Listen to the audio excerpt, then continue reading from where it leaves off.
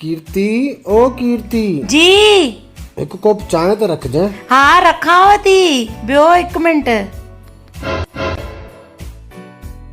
हेडा ये केड़ी चाय पत्ती आंदी तव हंसराज चाय पत्ती दई पीरस पेरो तू दिमाग खुली वेंदई। हिनन चयो पहिरियों तू पी ॾिस मतलब पहिरियों मां ई पी ॾिसां चांहि।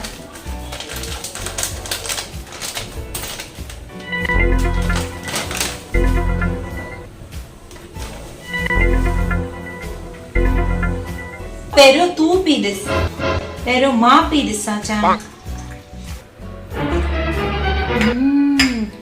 चांहि त ॾाढी मस्त आ।